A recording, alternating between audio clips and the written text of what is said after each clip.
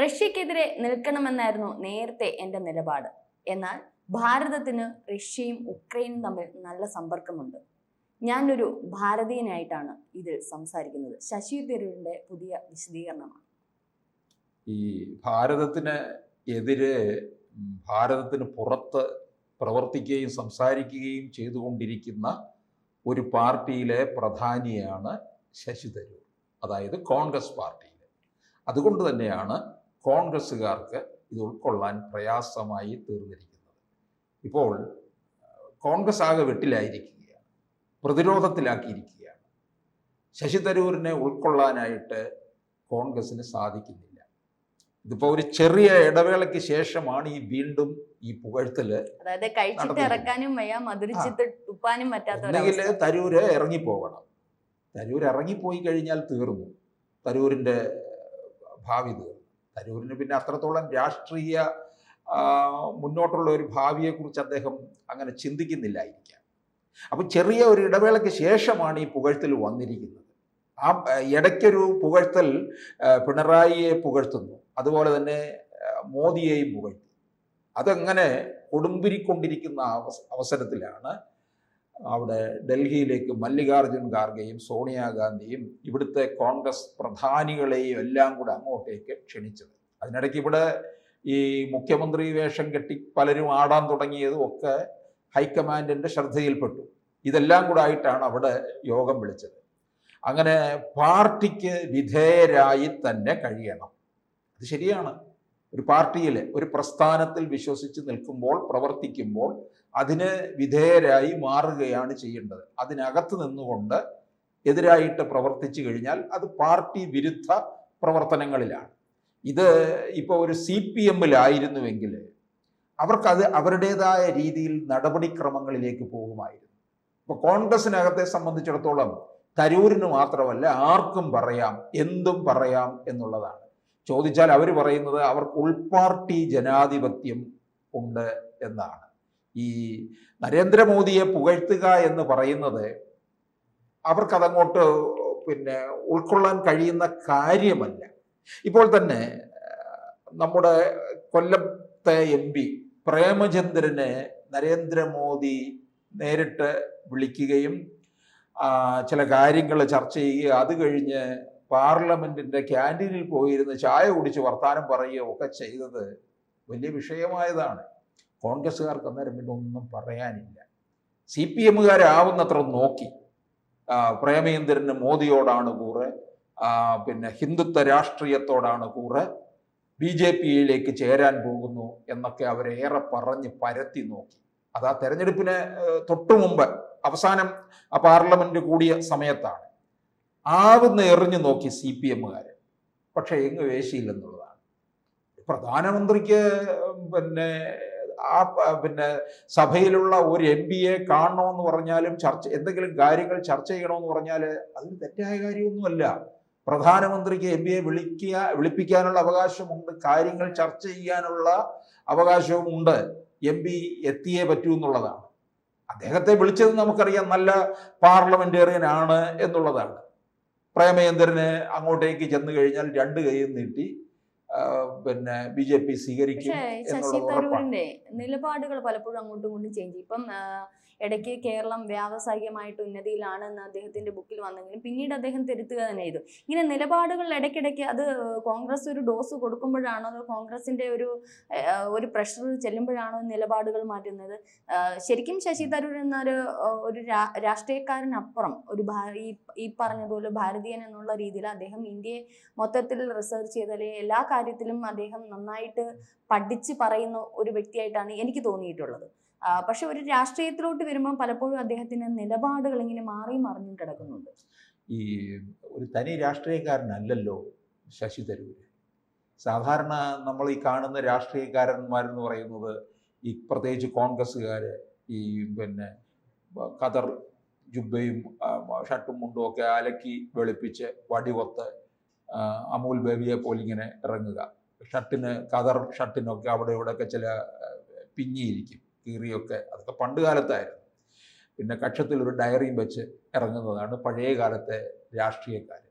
ഇപ്പോൾ അതൊക്കെ മാറിപ്പോയി. ഇപ്പം പിന്നെ പുതിയ തലമുറ കാണുന്നത് ഒരു ഹൈടെക് രാഷ്ട്രീയക്കാരനാണ്, തരൂരിനെ പോലുള്ളവരെ, പിന്നെ നമ്മുടെ മാത്യു കുഴൽനാടനെ പോലെ ഒക്കെയുള്ള, അദ്ദേഹമൊക്കെ നല്ല ഹൈടെക്കാണ്, JNU പഠിച്ചിറങ്ങിയവരാണ്. അപ്പോൾ അത്തരത്തിലുള്ള ഹൈലി എഡ്യൂക്കേറ്റഡ് ആയിട്ടുള്ളവരെയാണ്, അല്ലാതെ ആ പഴഞ്ചൻ രാഷ്ട്രീയക്കാരെ അല്ല എന്നുള്ളതാണ്. അപ്പോൾ ഇതൊക്കെ തരൂരിനെ സംബന്ധിച്ചിടത്തോളം അത്തരത്തിലുള്ള ഒരു രാഷ്ട്രീയ സ്കൂളിൽ നിന്നല്ല വന്നത്. തരൂരിന് അതിൻ്റെതായ ഒരു ഇത്തിരി അഹങ്കാരമുണ്ട്, ഇത്തിരിയല്ല, നല്ല ഒന്നാന്തര അഹങ്കാരം തലയ്ക്ക് പിടിച്ചു നിൽപ്പുണ്ട്. താൻ വിശ്വപൗരനാണ്, ഈ കോൺഗ്രസ്സുകാരന് ഒരുത്തന്മാർക്കും ഇല്ലാത്ത തരത്തിലുള്ള ഒരു മേലുല്ലാസം എനിക്ക് ലോകത്തുണ്ട്. കോൺഗ്രസ് അങ്ങോട്ട് ചെന്ന് പിടിച്ചു വലിച്ച് കൊണ്ടുവന്നതല്ലേ തരൂരിനെ. അദ്ദേഹം രാഷ്ട്രീയത്തിലോട്ട് കയറുന്നതിന് MP ആയതും ട്രിവാൻഡ്രത്ത് നിന്ന് നമ്മൾ അദ്ദേഹത്തിനെ ജയിപ്പിച്ചു വിട്ടതും ഒക്കെ കോൺഗ്രസ് പാർട്ടി അങ്ങോട്ട് കൊടുത്ത ഓഫറിന്റെ പേരിലാണ്. അദ്ദേഹം ശരിക്കും ഒരു രാഷ്ട്രീയക്കാരനല്ല. ശരിക്കും അദ്ദേഹം എന്ന് പറയുന്നത് ഒരു എഡ്യൂക്കേഷണൽ സംബന്ധമായിട്ട്, അല്ലെങ്കിൽ അദ്ദേഹത്തിനോടുള്ള ആ ഒരു വിവരം, അദ്ദേഹത്തിന്റെ ബുദ്ധി, അദ്ദേഹത്തിന്റെ അതാണ് കോൺഗ്രസ് ക്യാപ്ചർ ചെയ്തെടുത്തത്. അല്ല, അദ്ദേഹത്തിന്റെ പ്രൊഫൈലൊക്കെ വളരെ വലുതാണ്, നമ്മൾ അതിനെയൊന്നും ചോദ്യം ചെയ്യാൻ പറ്റില്ല. പക്ഷേ ഇതിനകത്ത് തരൂരിന് പറ്റുന്നത് ഈ ഒരു പ്രസ്ഥാനത്തിനകത്ത് നിൽക്കുമ്പോൾ, അല്ലെങ്കിൽ കോൺഗ്രസിനകത്തുനിന്ന് ഇറങ്ങി വരണം, ഇറങ്ങി വന്നിട്ട് പറയണം. ഇപ്പോൾ കോൺഗ്രസ്സിലെ ഒരു 23 പേരുള്ള ഒരു അംഗ സംഘം നേരത്തെ തന്നെ ഫോം ചെയ്തതാണ്. അതൊക്കെ പിന്നീട് എല്ലാവരും പല വഴികളിലൊക്കെ പോയി, തരൂർ അതിൽ ഉറച്ചു നിന്നു. പിന്നീട് കോൺഗ്രസ് അധ്യക്ഷ സ്ഥാനത്തേക്ക് പിന്നെ തരൂർ മത്സരിച്ചു, മല്ലികാർജുൻ ഖാർഗെ വിജയിക്കുകയും ചെയ്തു. ഈ മല്ലികാർജുൻ ഖാർഗെയെ പോലുള്ള ഒരാളെയാണ് കോൺഗ്രസിന് ആവശ്യം, സോണിയാഗാന്ധിക്ക് ആവശ്യം, രാഹുൽ ഗാന്ധിക്ക് ആവശ്യം. ഇപ്പൊ തരൂരിനെ കോൺഗ്രസ് അധ്യക്ഷ സ്ഥാനത്തേക്ക് കൊണ്ടുവന്നിരുന്നുവെങ്കിൽ എന്ത് സംഭവിക്കും? കോൺഗ്രസ് താഴോട്ട് പോകത്തില്ല, മുകളിലോട്ട് പോകും.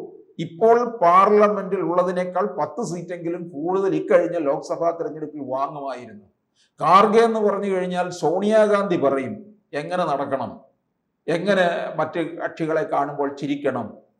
ശരിക്കും പറഞ്ഞാൽ സോണിയാഗാന്ധിയുടെ വീട്ടിലെ ഒരു കുശിനിക്കാരനാണ് മല്ലികാർജുൻ ഖാർഗെ, അതിനപ്പുറമൊന്നുമില്ല. ഖാർഗെയുടെ നേതൃത്വത്തിലാണ് യോഗം ചേരുന്നതെങ്കിലും കാര്യങ്ങളെല്ലാം അവതരിപ്പിക്കുകയും തരൂരിന്റെ നേരെ കാര്യങ്ങൾ പറയുകയോ ഒക്കെ ചെയ്തിട്ടുള്ളത് രാഹുൽ ഗാന്ധി തന്നെയാണ്, അല്ലാതെ ഖാർഗെ ഒന്നുമല്ല. ഖാർഗെ അത് അവിടെ ഒരു റബ്ബർ സ്റ്റാമ്പാക്കി എടുത്തു വെച്ചിരിക്കുന്നു എന്നേ ഉള്ളൂ. അപ്പൊ ആ സ്ഥാനത്ത് തരൂരിനെ കൊണ്ടുവന്നിരുന്നെങ്കിലോ തരൂരിന്റെ പിടിയിലേക്ക് പോകും പാർട്ടി. അങ്ങനെ ഒരിക്കലും പാർട്ടിയെ വിട്ടുകൊടുക്കത്തില്ല. ഇതൊക്കെ ഒരു കുടുംബ പാരമ്പര്യമായിട്ട് സ്വത്തായിട്ട് അവർ വെച്ചിരിക്കുകയാണ്. അതിന് ഇളക്കം ഉണ്ടാക്കാൻ വേണ്ടിയാണ് തരൂർ ഇത്തരത്തിലുള്ള കാര്യങ്ങളിലേക്കൊക്കെ വന്നത്. നമുക്ക് പലരും മുമ്പ് പറഞ്ഞിട്ടുള്ള കാര്യങ്ങളാണ്. ഈ കോൺഗ്രസ്സുകാര് ചില സമയങ്ങളിൽ കേന്ദ്ര സർക്കാരിനെ ചെയ്ത കാര്യങ്ങൾക്ക് വാഴ്ത്തേണ്ടതായ കാര്യങ്ങൾ ഉണ്ടായിട്ടുണ്ട്. അതായത് 2021 നിയമസഭാ തെരഞ്ഞെടുപ്പിന് തൊട്ടു മുമ്പായിരുന്നല്ലോ കോവിഡ്. ആ കോവിഡ് കാലത്ത് കേരളത്തിൻ്റെ വേണ്ടതായ ഭക്ഷ്യധാന്യങ്ങളും ഒക്കെ തന്നെ ലഭിച്ചിട്ടുള്ളത് കേന്ദ്രവിഹിതമാണ്. ഇതൊരിക്കലും ഇവിടുത്തെ കോൺഗ്രസ്സുകാർ പറഞ്ഞിട്ടില്ല. എന്തുകൊണ്ട് പറഞ്ഞിട്ടില്ല?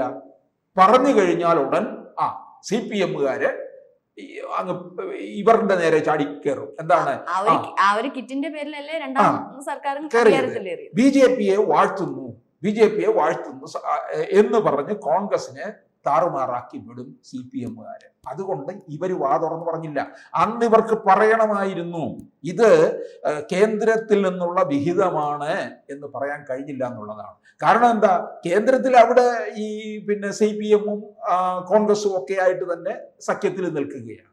പക്ഷെ തരൂരിനെ സംബന്ധിച്ചിടത്തോളം അദ്ദേഹം ഇവിടെ നയതന്ത്ര കാര്യങ്ങളൊക്കെ നന്നായിട്ട് അറിയാവുന്ന ഒരു വ്യക്തി. അത്തരത്തിൽ മോദിയുടെ നിലപാട് അത് മോദി റഷ്യക്കും ഉക്രൈനും ഒരുപോലെ അംഗീകരിക്കപ്പെടുന്ന ആളാണ് എന്നുള്ളതാണ് തരൂർ പറഞ്ഞിരിക്കുന്നത്. ആ പ്രശംസയാണ് പാർലമെന്റിലും ചൊരിഞ്ഞത്. അതാണ് കോൺഗ്രസിനെ വെട്ടിലാക്കിയിരിക്കുന്നത്. അപ്പൊ കോൺഗ്രസിൽ നിന്ന് ഇനി തരൂരിനെ പുറത്താക്കിയാൽ ഇനി എനിക്ക് തോന്നുന്നു BJP അങ്ങനെ റെഡ് കാർപ്പറ്റ് ഒന്നും വിരിച്ചിരിക്കുകയല്ല ഇവരെ സ്വീകരിക്കാൻ. റെഡ് കാർപ്പറ്റ് വിരിച്ച് നിൽക്കുന്ന ആരാന്നറിയാമോ? CPM ആണ്. CPM-ലേക്ക് ഒരുപക്ഷെ ചിലപ്പോൾ വരാനുള്ള സാധ്യതയും ഉണ്ട്, തള്ളിക്കളയാൻ പറ്റത്തില്ല. വന്നു കഴിഞ്ഞാൽ അദ്ദേഹം ഇനി ഒരു തെരഞ്ഞെടുപ്പിനൊന്നും മത്സരിക്കത്തില്ല. തരൂര് ഒരു രാജ്യസഭാ MP എങ്കിലും ആക്കി അയക്കുകയും ചെയ്യും. അപ്പോൾ തരൂർ അത്തരത്തിലുള്ള ചില നീക്കുപോക്കുകൾ നടത്തുന്നുണ്ടോ എന്ന് സംശയിക്കേണ്ടിയിരിക്കുന്നു. കൂടുതൽ വാർത്തകളും വിശേഷങ്ങളും നിങ്ങളിലേക്ക് എത്താൻ ABC മലയാളം സബ്സ്ക്രൈബ് ചെയ്യുക, ബെൽ ബട്ടണും അമർത്തുക.